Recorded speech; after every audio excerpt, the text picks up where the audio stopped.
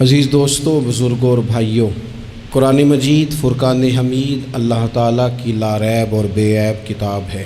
قرآن مجید فرقان حمید میں جتنی باتیں بھی بیان کی گئی ہیں، ایک ایک لفظ، ایک ایک حرف، ایک ایک جملہ راہ ہدایت کے اتنے سارے راستے کھولتا ہے کہ انسان روشنیاں دیکھتے دیکھتے، حاصل کرتے کرتے اپنے سارے دامن کو کرم سے بھر سکتا ہے۔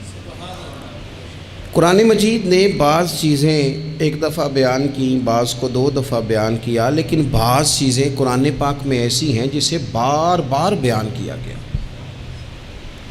کائنات کے رب نے، کائنات کے مالک نے، خلاق عالم نے بعض چیزوں کو بڑی تفصیل کے ساتھ بیان کیا، ان کے تذکرے بار بار کیے۔ اسی طرح بعض شخصیات، بعض انبیاء کرام علیہم السلام ایسے ہیں جن کی حیات مبارکہ کو قرآن پاک نے متعدد جہتوں سے، کئی حوالوں سے بیان کیا، بلکہ اگر میں کہوں کہ ان کی سیرت کے کئی عنوانات قرآن پاک نے مختلف انداز میں بیان کیے تو یہ بات بڑی درست ہوگی۔ حیرت کی بات ہے کہ قرآن مجید کے 30 پاروں میں حضرت ابراہیم علیہ السلام کا بار بار اللہ نے ذکر فرمایا ہے۔ ان کی باتیں، ان کی گفتگو، ان کا مناظرہ، ان کا آگ میں جانا، ان کا اپنی قوم کو سمجھانا، حضرت ابراہیم کی جو رب نے آزمائش کی اس کا ذکر کرنا، 60 سے زیادہ آیات میں ان کا ذکر ہے، اور ایک پوری سورہ ابراہیم جناب ابراہیم کے نام کی قرآن پاک میں موجود ہے۔ حضرت ابراہیم علیہ السلام کا بیٹے کے لیے دعا مانگنا، پھر بیٹے کا پیدا ہونا، پھر بیٹے کا جوان ہونا، پھر اس بیٹے کا وادی غیر ذی زارعین میں اپنی ماں سمیت حضرت ابراہیم کا چھوڑ کے آنا، پھر اس بیٹے کا جوان ہونا، پھر اس کا ذبح ہونا، ہر چیز ہی قرآن نے بیان کی۔ پھر حضرت ابراہیم کا رب نے امتحان لیا، اس کا ذکر کیا۔ حضرت ابراہیم علیہ السلام نہ یہودی تھے نہ عیسائی تھے، وہ تو مسلمان تھے، ہر مشرک سے جدا تھے، بار بار قرآن پاک نے انہیں حنیف کہہ کے بیان کیا۔ اتنی باتیں بیان کی، اتنا ذکر کیا، اتنا حسن ہوا کہ جناب ابراہیم علیہ السلام کی محبت ہر قرآن مجید کو پڑھنے، سننے، ایمان رکھنے والے کے دل میں بیٹھتی گئی اور پھر حد ہو گئی۔ رب کریم نے فرمایا وَاتَّخَذَ اللَّهُ إِبْرَاهِيمَ خَلِيلًا، فرمایا اللہ نے ابراہیم علیہ السلام کو اپنا گہرا دوست بنا لیا ہے۔ خلیل کا معنی اعلیٰ حضرت نے بیان کیا، گہرا دوست، گہرا۔ اور قربان جائیں میرے رسول کریم نے، آقا دو عالم نے، نبی رحمت نے، سرور سروراں، شاہ حسینہ آقا کریم صلی اللہ علیہ وسلم نے فرمایا لوگو، میں جو تمہارے سامنے موجود ہوں تو میں بھی حضرت ابراہیم کی دعا بن کے آیا ہوں۔ اور حضور فرمانے لگے حضرت ابراہیم کے بالکل مشابہ تم نے دیکھنا ہو نا صورت اور سیرت میں، تو فرمایا میں سب سے زیادہ حضرت ابراہیم سے ملتا جلتا ہوں۔ اتنی محبت۔ اب مجھے بتائیے حضرت ابراہیم کا یہ والا تذکرہ سن کے مسلمانوں کے دلوں میں ان کا کتنا کو پیار بیٹھ جاتا ہوگا، کتنی کی محبت چمکتی ہوگی، کتنا کو رنگ نکھرتا ہوگا۔ اور دل ہے کہ قرآن مجید پڑھنے والے کا دل، قرآن کو سمجھنے سیکھنے والے کا دل مائل ہو جاتا ہے حضرت ابراہیم کی طرف۔ ان کی باتیں، ان کے تذکرے، ان کی گفتگو اور ان کی سیرت کو بار بار پڑھنے کو جی چاہتا ہے، محو ہو جانے کو دل کرتا ہے۔ اتنا اللہ نے حضرت ابراہیم سے پیار فرمایا ہے، اور متعدد مقامات پر ان کے تذکرے قرآن پاک میں موجود ہیں۔ ہمارا یہ ذہن ہونا چاہیے، ہماری یہ سوچ ہونی چاہیے کہ جن چیزوں کو قرآن پاک اس محبت کے ساتھ بیان کرتا ہے، ہمارے دلوں میں وہ محبتیں پوری بیٹھ جائیں، پوری بیٹھ جائیں۔ ہمارے ہاں مزاج کچھ عرصے سے بنا ہے کہ لوگ کوئی ایسا نام بچے کا رکھنا چاہتے ہیں جو پہلے کسی کا نہ ہو، بڑے بڑے نام ڈھونڈ کے لاتے ہیں، ان کے معنی پوچھتے ہیں، بڑا گہرا جا کے وہ سفر کرتے ہیں اور کوئی خاص نام رکھنا چاہتے ہیں۔ میں اکثر کہتا ہوں کہ اولادوں کے نام یا صحابہ کے ناموں پہ رکھو یا اہل بیت اطہار کے ناموں پہ رکھو، اور زیادہ برکت لینی ہو تو انبیاء کرام کے ناموں پہ رکھو۔ تھوڑا سا پیچھے جائیں، آپ تھوڑا سا پیچھے، تو ہمارے کتنے بزرگوں کا نام ابراہیم ہوتا تھا، کتنوں کا اسماعیل ہوتا تھا، کتنوں کا اسحاق ہوتا تھا۔ یہ کتنے ذوق والے لوگ تھے کہ انہوں نے ان تذکروں سے محبت کی، ان ناموں سے پیار کیا، ان ناموں کو انہوں نے حرز جاں بنایا۔ میں آپ کو ذاتی بات بتاتا ہوں، ایک دفعہ مجھ سے کسی نے نام پوچھا تو میں نے کہا کہ بچی کا نام ہاجرہ رکھ لو۔ کہنے لگے یہ تو بزرگ عورتوں کا نام ہوتا ہے۔ تو میں نے کہا رکھ لو، یہ بھی بزرگ ہو ہی جائے گی ایک دن۔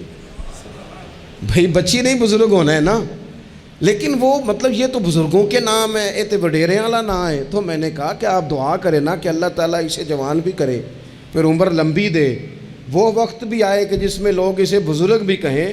ان ناموں کو اب ہم نے کیا نام سمجھ لیا ہے کہ یہ تو وہ بزرگوں کے نام ہیں۔ ان لوگوں کی دلچسپیاں، ان لوگوں کا پیار ہماری طبیعت میں۔ حضرت ابراہیم علیہ السلام نے نا اپنی ساری حیات مبارکہ لوگوں کو دین کا صحیح سبق پڑھاتے گزاری۔ عقائد جو ہوتے ہیں نا، ان کی پختگی انسان کو پختہ کرتی ہے۔ جب تک لوگ نظریاتی طور پر پختہ نہیں نہ ہوتے، وہ زندگی میں کسی شعبے میں بھی مومن بن کے وقت نہیں گزار سکتے۔ لوگوں کا عقیدہ توحید و رسالت اگر پختہ ہو جائے، عقیدہ توحید و رسالت اگر مضبوط ہو جائے، تو یہ جتنے لوگ پریشان ہوتے ہیں کہ پتہ نہیں کوئی جادو آ گیا ہے، پتہ نہیں کوئی سازش ہو گئی ہے، پتہ نہیں کوئی نظر لگ گئی ہے، پتہ نہیں فلانا میرے خلاف کیا کر رہا ہے، ان ساری آزمائشوں سے بندہ باہر آ جاتا ہے۔ عقیدہ ہی بڑا مضبوط ہے۔ اور جب انسان ڈرنے لگ جاتا ہے سانپ سے، تو پھر ایک وقت آتا ہے وہ رسیوں سے بھی ڈرتا ہے۔ حضرت ابراہیم علیہ السلام ہو یا جتنے بھی انبیاء کرام گزرے ہیں، یا جتنے بھی ہمارے پاس آسمانی وحی کی تبلیغ کرنے والے نبی گزرے ہیں، ان سب نے عقیدہ توحید کی مضبوطی لوگوں کو سکھائی۔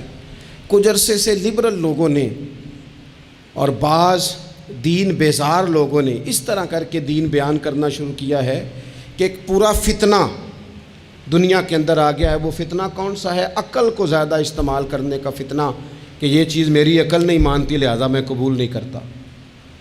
وہ لوگ پھر آہستہ آہستہ دور نکل جاتے ہیں۔ دین اسلام روحانی دین ہے، تو بعض عقلی دلائل جن سے بندے کو پوری طور پر سمجھایا جا سکے، سکھایا جا سکے، حضرت ابراہیم علیہ السلام ان کا بار بار بیان فرماتے ہیں۔ دیکھیں، رب وہ ہوتا ہے جو حی بھی ہو، قیوم بھی ہو۔ رب کی شان یہ ہے نہ اسے نیند آتی ہے نہ اسے اونگ آتی ہے۔ رب کی شان یہ ہے کہ وہ ہر وقت، ہر لمحہ، ہر گھڑی اپنے بندوں کو دیکھتا ہے۔ وہ ہر ایک کی ضروریات سے آگاہ ہے، کسی کو کتنا چاہیے، کب چاہیے، کیا چاہیے، مالک ہر وقت جانتا ہے۔ اللہ تبارک و تعالیٰ اپنے بندے کے سکھ سے، دکھ سے، آزمائش سے، امتحان سے، کامیابی سے، ہر چیز سے آگاہ ہے۔ تو رب ہو بھی وہی سکتا ہے کہ جو اتنی طاقتوں کا مالک ہو۔ حضرت ابراہیم علیہ السلام کے زمانہ مبارکہ میں نا کچھ لوگ ایسے تھے جو چاند کی پوجا کرتے تھے، کچھ سورج کی پوجا کرتے تھے، کچھ ستاروں کی پوجا کرتے تھے۔ اللہ کا قرآن کہتا ہے کہ فلما جن علیہ اللیل، جب حضرت ابراہیم علیہ السلام پر رات کا اندھیرا چھا گیا نا، تو رآ کوکبا، انہوں نے نا تارا دیکھا، قال ھذا ربی، ستارہ دیکھ کے کہنے لگے اسے میرا رب کہتے ہو؟ کیا یہ رب ہے؟ فلما افلا، پس جب وہ ڈوب گیا، قالا لا احب الآفلین، کہنے لگے میں ڈوبنے والوں کو پسند نہیں کرتا۔ چمکتا ستارہ تم نے اسے خدا کہا، اور جب وہ ڈوب گیا تو فرمانے لگے یہ بھی کوئی رب ہو سکتا ہے جو شام کو چڑھے اور سویرے ہو ہی نہ، یہ کیسے رب ہو سکتا ہے؟ جب وہ چڑھا ستارہ تو فرمایا اسے میرا رب کہتے ہو، جب ڈوب گیا تو فرمایا میں ڈوبنے والا، میری سوچ بڑی ہے، میرا معیار بڑا ہے، میں ڈوبنے والوں کو مانا، اسے کیسے خدا مان لوں جو ڈوب ہی جائے؟ پھر کیا ہوا؟ فلما رأى القمر، پھر انہوں نے چاند دیکھا، بازیگن چمکتا ہوا، قال ھذا ربی، کہنے لگے اسے میرا رب کہتے ہو؟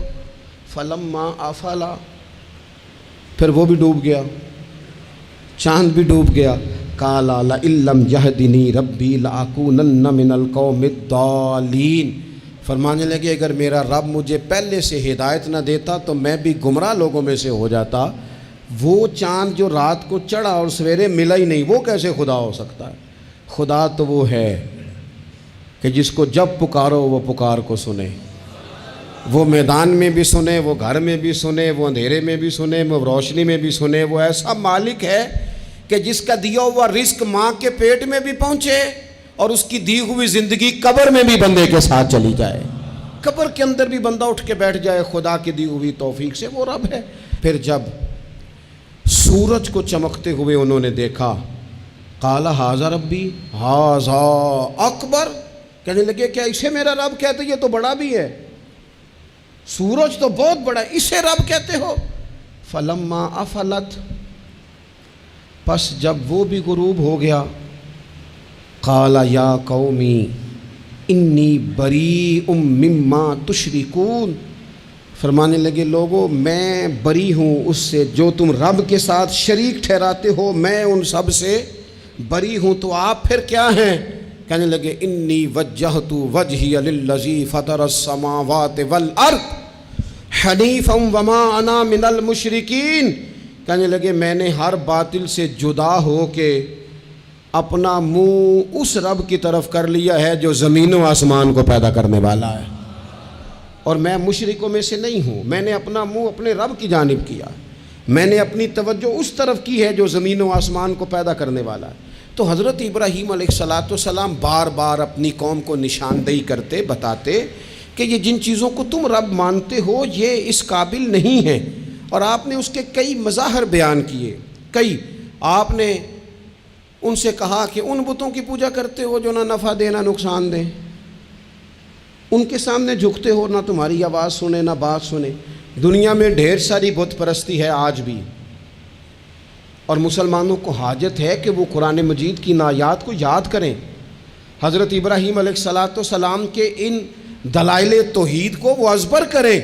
اقبال کہنے لگے کہ اگرچہ بت ہیں جماعت کی آستینوں میں، مجھے ہے حکم اذاں لا الہ الا اللہ، اور کہنے لگے یہ دور اپنے ابراہیم کی تلاش میں ہے، صنم کدا ہے جہاں لا الہ الا اللہ، اور بہار ہو کہ خزاں لا الہ الا اللہ۔ ہر مقام پر عقیدہ توحید کو بیان کرنے کی حاجت ہے، اس حوالے سے کہ پوری دنیا میں تیزی کے ساتھ وہ لوگ جو صرف اور صرف اور اپنی عقل کی بنیاد پر چیزوں کو سمجھنا چاہتے ہیں، وہی کی بنیاد پر نہیں، معاذ اللہ۔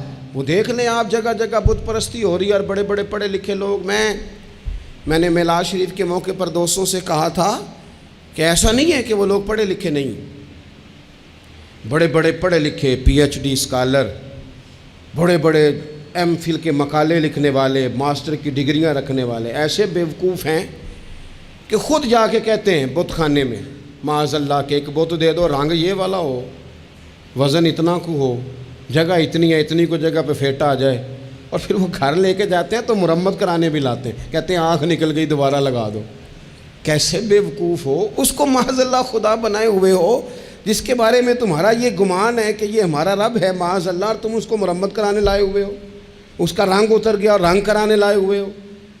میں آپ یقین کریں کبھی کبھی محو حیرت ہو جاتا ہوں، میں سوچتا ہوں ہم لوگوں کو محنت کر کے دین حاصل کرنا پڑتا تو بڑا مشکل تھا، بڑے بڑے پڑھے لکھوں کی عقلوں پہ پردے پڑے ہوئے ہیں، یہ تو خدا نے رحمت کی ہے، پیدا ہی اس ماں کی گود میں ہوئے ہیں جس نے پیدا ہوتے ہی کہا بیٹا پڑھو بالغ الغلا بکمالہ کشفت دجا بجمالہ حسنت جمیع خصالہ صلوا علیہ وآلہ۔ ہمارے ہاں تو لوریاں ہی حضور کی نعتوں کی، اللہ تبارک و تعالیٰ کی توحید کی ملی، اس پر سجدہ شکر ادا کرنا چاہیے، ورنہ بڑے بڑے سمجھدار کہلانے والے لوگ اڑے ہوئے۔ تو حضرت ابراہیم خلیل اللہ علیہ السلام کو اللہ تبارک و تعالیٰ نے بڑی عظمتوں، رفعتوں، بلندیوں اور شانوں کے ساتھ مالا مال فرمایا، چونکہ ان کا اتنا زیادہ ذکر ہے قرآن پاک کے اندر، احادیث صحیحہ کے اندر، حضور کے مقدس فرامین کے اندر، تو حضرت ابراہیم علیہ السلام کی سیرت مبارکہ ہمیں سیکھنی چاہیے۔ ایک تو قرآن مجید جو ہمیں ان کے تذکرے سناتا ہے، بتاتا ہے، اس پر ہمیں توجہ دینی چاہیے، اور ایک یہ کہ دیکھنا چاہیے کس چیز کے اوپر زیادہ ان کا مزاج تھا۔ تو حضرت ابراہیم علیہ السلام کی زندگی میں ایک بات بڑی خاص ہے، وہ یہ ہے کہ ان کا توکل بڑا مضبوط تھا، بھروسہ بڑا مضبوط تھا۔ ہمارے ہاں ٹوٹتے بکھرتے لوگوں کے خیالات، اور جس چیز سے سب سے زیادہ لوگ پیچھے ہٹتے جا رہے ہیں معاذ اللہ تعالیٰ، وہ یقین کی کمزوری ہے، عدم اعتماد۔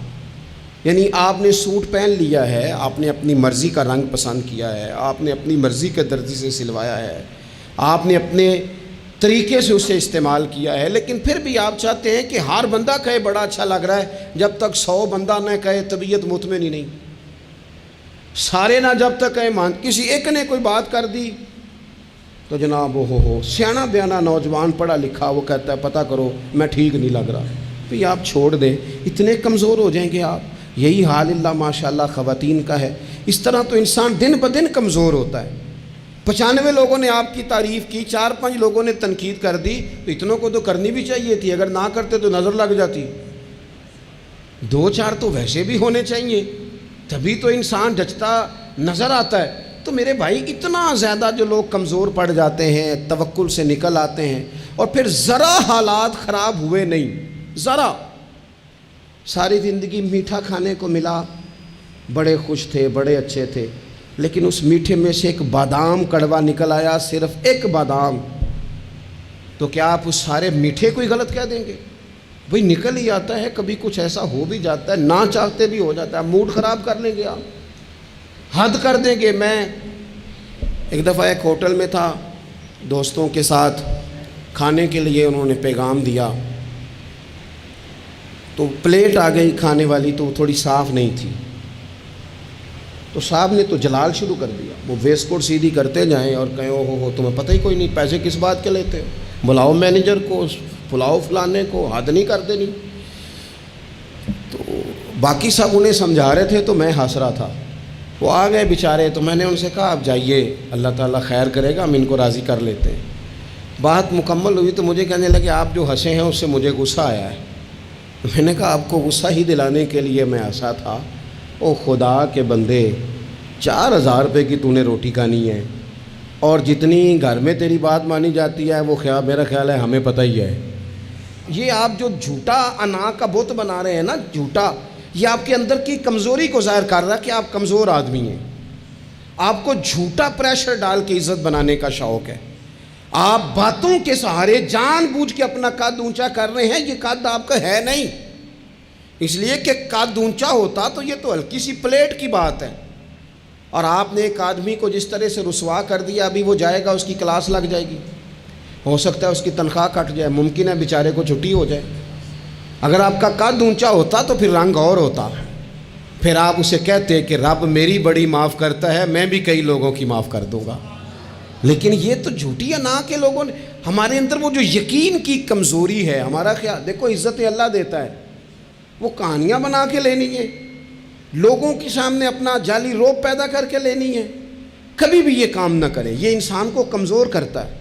آپ کے جانے کے بعد پھر جو آپ پر تبصرے ہوتے ہیں وہ سننے قابل ہوتے ہیں کہ دیکھو یہ اس بندے کی حیثیت ہے، کیا کرنا چاہ رہا ہے یہ۔ حضرت ابراہیم کی زندگی میں مضبوط توکل، اور یہ ضروری نہیں کہ آپ کے پیچھے ہزاروں لوگ ہی ہوں، سینکڑوں لوگ ہی ہوں تو تبھی کام بنتا ہے، ہر کام کو جمہوریت کے رنگ میں نہ تولے۔ عزیز بھائی، حضرت ابراہیم کو آگ میں ڈالا جا رہا تھا، ایک بندہ بھی نہیں تھا، خدا را غور کرنا، او ایک بھی نہیں تھا جو کہتا کہ خلیل کو آگ میں نہ ڈالو۔ لیکن جب منجنیق تیار ہو گئی، حضرت ابراہیم کو رکھ لیا۔ کبھی تو بندے کا حوصلہ ٹوٹتا ہے نا، کبھی تو وہ کمزور پڑتا ہے، لیکن یہ نہیں پڑتے، یہ خلیل اللہ ہیں۔ جب آپ کو انشراح صدر ہو جائے، آگ میں ڈالا جا رہا ہے، جا رہے ہیں، اوئے ہوئے، حضرت جبریل امین حاضر ہو کے کہتے ہیں چلو کوئی حکم کر دیں، فرمانے لگے حکم تو ہے پر جبریل تیرے لیے کوئی نہیں، خدا را مسلمانوں اس پر کبھی غور کرو۔ ساری زندگی کہا رب راضی ہو جائے، رب راضی ہو جائے، کبھی خود بھی تو رب سے راضی ہو کے دیکھو نا۔ رضی اللہ عنہم ورضوا عنہ، اللہ نے مومن کی شان یہ بیان کی ہے کہ اس سے اللہ راضی ہوتا ہے اور وہ اپنے اللہ سے راضی ہوتا ہے۔ صحابہ سے اللہ راضی تھا اور صحابہ بھی اپنے اللہ سے۔ حضرت سفیان ثوری دعا مانگ رہے تھے، یا اللہ راضی ہو جا، یا اللہ راضی ہو جا، یا اللہ راضی ہو جا، تو حضرت رابعہ بصریہ پردے کے پیچھے تھی، انہیں جلال آ گیا، کہنے لگی سفیان بس کر، آپ کہنے لگے رابعہ تجھے کیا ہوا، تو کیوں غصہ کر رہی ہے؟ کہنے لگی اپنے رکھ ہاتھ سینے پر اور بتا تو اپنے رب سے راضی ہے؟ تو روز کہتا ہے فلاں شے چاہیے فلاں، پہلے تو راضی ہو نا۔ فرمانے لگی تو ہی آج تک راضی نہیں، پہلے تو کہہ مالک تو نے جس حال میں رکھا ہے میں راضی ہوں، تو راضی ہو، وہ تو کریم ہی بڑا ہے، تیرے 2 آنسوؤں سے بھی راضی ہو جائے گا، تو ہی نہیں راضی ہو رہا۔ آپ ذرا اس کا ذائقہ لیں۔ حضرت جبریل امین علیہ السلام نے کہا کوئی حکم؟ فرمایا تیرے لیے کوئی حکم نہیں۔ تو حضرت جبریل عرض کرتے ہیں، حضرت جبریل عرض کرتے ہیں پھر اے خلیل آپ رب سے ہی عرض کر لیں، دعا کر لیں، وہ تو کریم ہے، ابھی بارش برسائے گا، یہ آگ گئی، کوئی انتظام فرما کریں دعا۔ کبھی تو راضی رہیں نا ہم رب کی تقسیم پر، کبھی تو ٹھہرے نا کہ ٹھیک ہے دکھ قبول محمد بخشا، اوے راضی رہن پیارے، او کبھی تو کہے نا کہ جے سونا ہی میرے دکھ وچ راضی، پھر میں سکھ نو چلے ڈاواں۔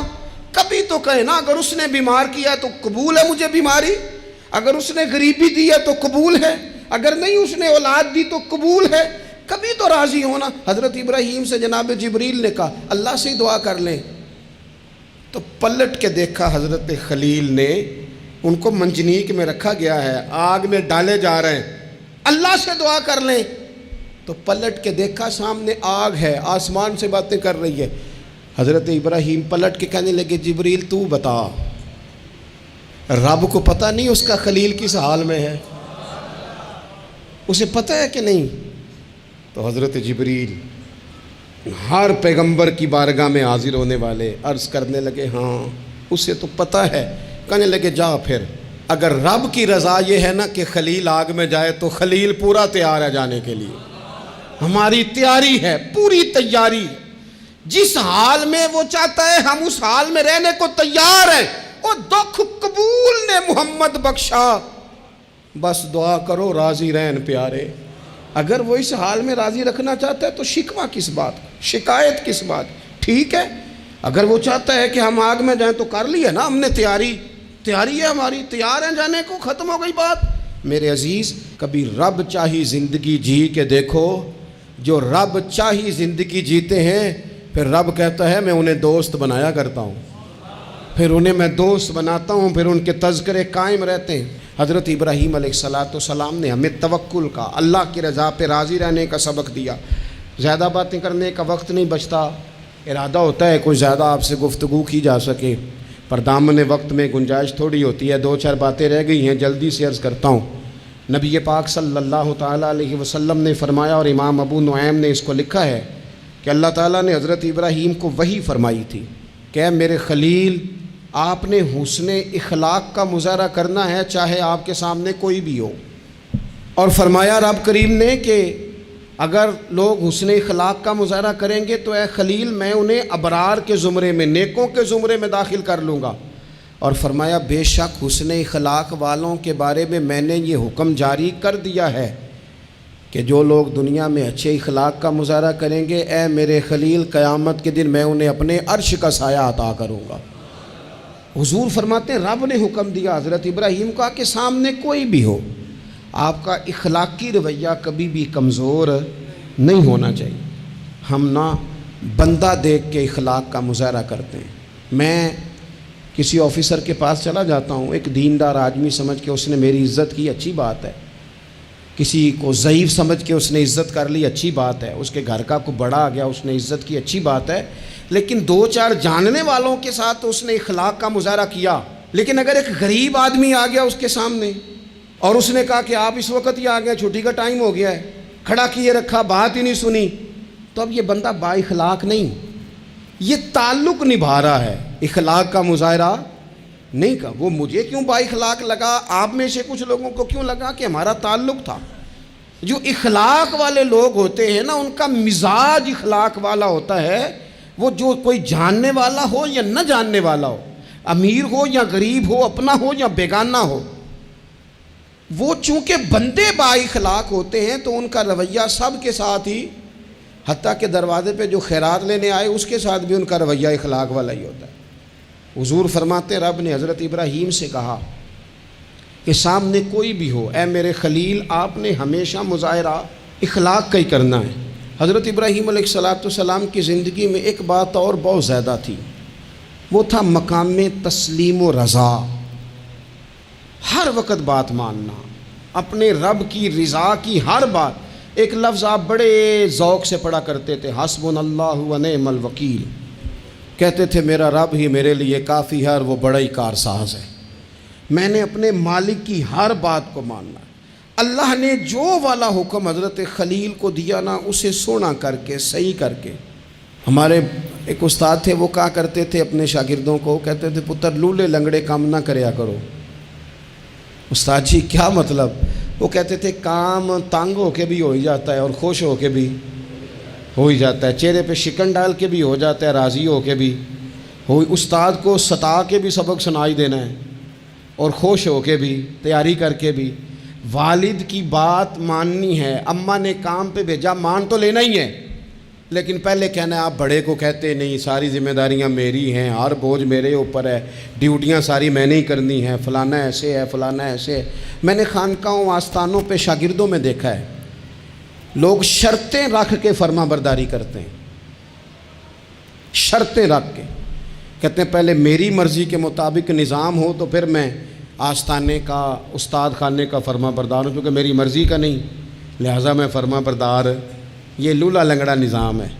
جو نظام ہوتا ہے تسلیم و رضا کا، اس میں بندہ بس کام جو کرتا ہے تو ہنس ہنس کے کر لیتا ہے، پھر بڑا تھکاوٹ والا کام بھی ہو بندہ ہنس ہنس کے کرے تو اسے وہ کام بوجھ محسوس نہیں ہوتا، اس کو صحیح کر کے کریں۔ حضرت ابراہیم کی زندگی مقام تسلیم و رضا والی۔ تیسری بات، حضرت ابراہیم علیہ السلام کی زندگی میں جو بہت زیادہ ہے نا، وہ پتہ کیا ہے؟ حضرت ابراہیم مہمان نواز بڑے تھے، سخی بڑے تھے۔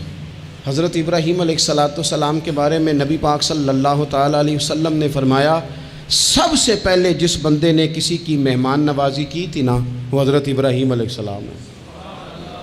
اس کا ایک معنی علماء نے یہ بھی اس حدیث کا بیان کیا کہ جس نے سونی کر کے، مسجہ کر کے، خوبصورت کر کے، تیار کر کے، عزت کے ساتھ، آنر کے ساتھ کسی مہمان کو سب سے پہلے کسی نے اس اہتمام سے کھانا کھلایا، وہ حضرت ابراہیم علیہ السلام ہے۔ زبردست مہمان نواز تھے، زبردست۔ اپنے گھر کے 4 دروازے بنائے ہوئے تھے، 4، اور فرماتے تھے میری خواہش ہے کہ چاروں طرف سے مہمان آئیں، روٹیاں پکتی رہیں، دنیا کھاتی رہے، دنیا آوے کھا کھا جاوے، راضی ہووے بلا، آئیں لوگ کھائیں، یہ میری خواہش ہے۔ روٹی کھلاؤ، روٹی کھلاؤ، روٹی کھلاؤ، لنگر کھلاؤ۔ حضور صلی اللہ علیہ وسلم سے پوچھا گیا یا رسول اللہ بہترین مسلمان کون ہے؟ تو حضور نے فرمایا جو سلام لینے میں پہل کرے اور کھانا زیادہ کھلائے، کھانا کھلائے، جو جس کا مزاج ہو کھانا کھلانے کا، طبیعت ہو کھانا کھلانے۔ حضرت ابراہیم علیہ السلام اتنی مہمان نوازی کرتے کہ نبی پاک صلی اللہ علیہ وسلم نے فرمایا یہ ترغیب و ترہیب میں موجود ہے۔ حضور علیہ السلام نے فرمایا کہ اللہ تعالیٰ نے حضرت ابراہیم علیہ السلام سے ایک دفعہ فرمایا ابراہیم یہ جو آپ کو اپنا خلیل بنایا ہے نا، یہ اس لیے بنایا ہے کہ آپ کے دل مخلوق کے حق میں بڑے نرم ہیں، آپ مہمان نوازی بڑی کرتے ہیں، اور کبھی کبھی مشکل حالات ہوتے ہیں نا، ٹف حالات، ان میں بھی مہمان نوازی کرتے، ان میں بھی پانی پلاتے، کھانا کھلاتے، لوگوں کو اس دور کی ضروریات کے مطابق لوگوں کو دیکھتے۔ ہمارے نا پورا باب ہے حدیث پاک میں، بخاری مسلم میں، کہ بندہ ہمیشہ دل کا غنی ہوتا ہے۔ دلوں میں کبھی گنجائش بن جائے نا، دلوں میں، تو جیبوں میں بھی اللہ بنا ہی دیتا ہے۔ اپنے دلوں میں گنجائش بنائیں لوگوں کے لیے، اپنی طبیعتوں میں گنجائش۔ ہماری طبیعتوں میں گنجائش نہیں ہوتی، اللہ تعالیٰ بعض بندوں کو نواز دیتا ہے، انہیں چاہیے کہ وہ گنجائش رکھیں، کشادہ کریں اپنے دل کو، سینے کو۔ حضرت ابراہیم علیہ السلام نے نا ایک دفعہ قحط ہو گیا تھا، تو مہمان تو اب آئے بیٹھے تھے، بلکہ ان دنوں میں مہمان زیادہ بڑھ جاتے ہیں، کئی دفعہ زیادہ لوگ آ جاتے ہیں۔ اب وہ قحط کا زمانہ تھا، بہت ساری جگہوں پہ فصل ہی نہیں تھی، اناج ہی نہیں تھا، تو مہمان زیادہ ہو گئے۔ اب حضرت سارہ جناب ہاجرہ گھر میں موجود ہیں اور لوگوں کی لائنیں لگی ہوئی ہیں۔ حضرت ابراہیم علیہ السلام کا مصر میں ایک دوست تھا، حضرت حکیم الامت نے اس کو لکھا ہے، آپ نے نا اس کو کچھ سامان بھیجا، بوریاں بھیجی، فرمایا یار تیرے پاس گندم ہے تو ذرا گندم کی بھر دے بوریاں، مہمان بڑے آ گئے ہیں، روٹی کھلانی ہے لوگوں کو۔ حضرت ابراہیم نے وہ چند بوریاں اپنے اس مصری دوست کی طرف بھیجیں کہ گندم کی بھر دو، مہمان زیادہ آ گئے ہیں تو یہاں تو قحط ہے۔ اب وہاں جب گئے لینے کے لیے خدام اونٹ لے کے بوریاں لے کے، تو اس نے کہا جی غلہ تو یہاں بھی ختم ہو گیا ہے، اب یہ خالی بوریاں لے کے واپس آ رہے ہیں۔ اب ان جانے والے خدام کو بھی پتہ تھا، جو قریب رہنے والے ہوتے ہیں وہ خانقاہوں کے، آستانوں کے، مدارس کے، مراکز کے مزاج سے بھی آگاہ ہو جاتے ہیں۔ ان کو پتہ تھا کہ اب مہمان تو بیٹھے ہیں بیسیوں، درجنوں، سینکڑوں، تو سب کو پتہ ہے کہ بھئی گندم آ رہی ہے، مصر سے آنا ہے تو کھانا ملنا ہے۔ اب بوریاں جب خالی آئیں گی تو بڑا مسئلہ بن جائے گا، ان کے تو دل کمزور پڑ جائیں گے۔ انہوں نے کہا کہ تسلی دیتے ہیں، ان کو تسلی دیتے ہیں۔ رستے میں کچھ ریت بوریوں میں بھر لی تاکہ فوری طور پہ دیکھنے والے پریشان نہ ہوں۔ ریت بھر کے لے جاتے ہیں اور پھر جا کے آرام سے رکھ دیں گے۔ پھر حضرت ابراہیم سے گزارش کریں گے، غلہ نہیں ملا، وہ ایک خوبصورت سا آواز کریں گے، لوگوں کو دلوں کو تسلی ہو جائے گی اور پھر اگلا بندوبست کر لیں۔ اب وہ بوریاں ساری کی ساری ریت سے بھری رکھی۔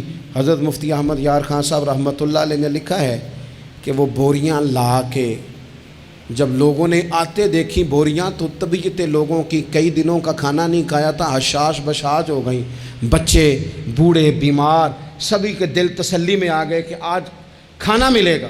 بوریاں ایک کونے میں رکھ دیں۔